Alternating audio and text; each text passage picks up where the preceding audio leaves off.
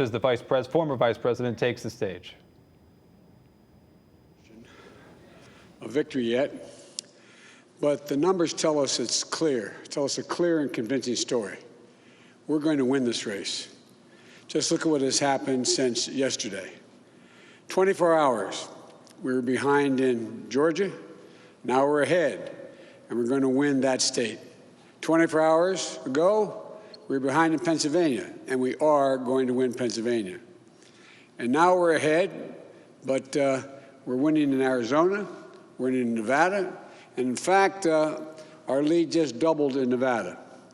We're on track to over 300 electoral college votes. And look at the national numbers. We're going to win this race with a clear majority of the nation behind us. We've gotten over 74 million votes. Let me repeat that, 74 million votes. That's more than any presidential ticket has ever gotten in the history of the United States of America. And our vote total is still growing. We're beating Donald Trump by over 4 million votes. And that's a margin that's still growing as well. One of the things I'm especially proud of is how well we've done across America. And we're going to be the first Democrat to win in Arizona in 24 years. We're going to be the first Democrat to win Georgia in 28 years. And we've rebuilt the blue wall in the middle of the country that crumbled just 4 years ago. Pennsylvania, Michigan, Wisconsin, the heartland of this nation. I know watching these vote tallies on TV moves very slow, and as slow as it goes, it can be numbing.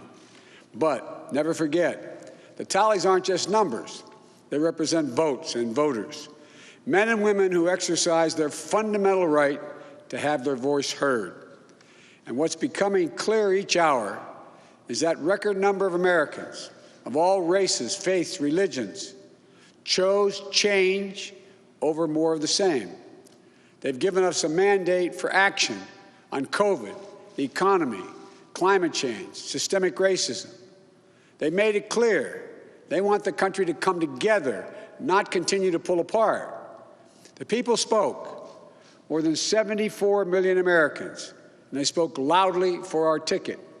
But while we're waiting for the final results, I want people to know we're not waiting to get the work done and start the process. Yesterday, Senator Harris and I held meetings with groups of experts on public health and the economic crisis this country is facing. The pandemic, as you also know, is getting more worrisome all across the country.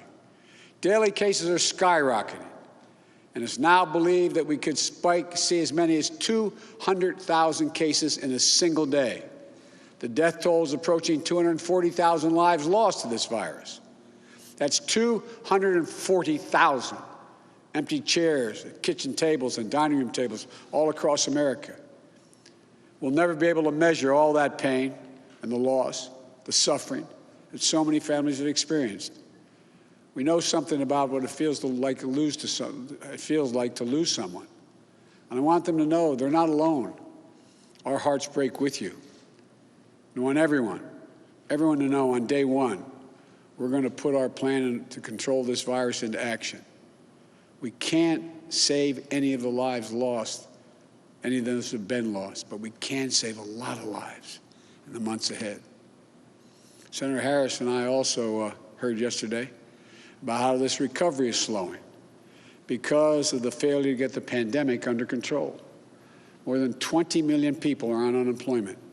Millions are worried about making rent and putting food on the table.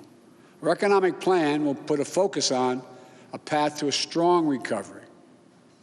Look, we both know tensions are high. They can be high after a tough election, one like we've had. But we need to remember, we have to remain calm, patient. Let the process work out as we count all the votes. You know, we're proving again what we've proved for 244 years in this country. Democracy works. Your vote will be counted. I don't care how hard people try to stop it. I will not let it happen. The people will be heard. Our journey is toward a more perfect union, and it keeps moving on. In America, we hold strong views. We have strong disagreements, and that's okay. Strong disagreements are inevitable in a democracy, and strong disagreements are healthy. They're a sign of a vigorous debate, of deeply held views. But we have to remember, the purpose of our politics isn't total, unrelenting, unending warfare. No, the purpose of our politics, the work of the nation, isn't to fan the flames of conflict, but to solve problems, to guarantee justice, to give everybody a fair shot, and to improve the lives of our people. We may be opponents, but we're not enemies. We're Americans. And no matter who you voted for, I'm certain of one thing. The vast majority of the almost 150 million Americans who voted, they want to get the vitriol out of our politics. We're certainly not going to agree on a lot of issues, but at least we can agree to be civil with one another. We have to put the anger and the demonization behind us. It's time for us to come together as a nation to heal. It's not going to be easy, but we have to try. My responsibility as president will be to represent the whole nation. And I want you to know that I'll work as hard for those who voted against me as those who voted for me. That's the job. That's the job. It's called the duty of care for all Americans. We have serious problems to deal with, from COVID to the economy to racial justice to climate change. We don't have any more time to waste on partisan warfare. You know, and more than that, we have such an incredible opportunity to build the future we want for our kids and our grandkids. I've said many, many times, I've never been more optimistic about the future of this nation. There is no reason we can't own the 21st century. We just need to remember who we are. This is the United States of America. And there's never been anything we've been unable to do, unable to accomplish when we've done it together. I hope to be talking to you tomorrow. I want to thank you all, and may God bless you, and may God protect our troops. Good night.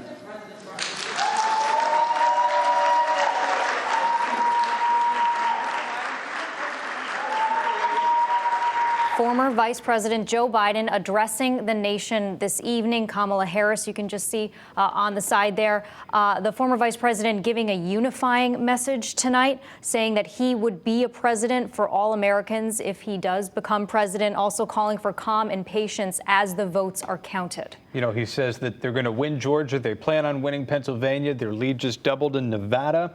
On track for 300 Electoral College votes. That map still out as we continue to look at these hot races tonight. He said that, and it's true, he is the most voted for individual that's ever run for president, 74 million votes. But the turnout was so high in this election that President Trump in this election is the second most voted for person ever with over 70 million votes. And that's what happens when you make voting accessible with all of these mail-in ballots. We'll see what happens here. Pennsylvania race very close, 49% for Joe Biden, 49% for President Trump.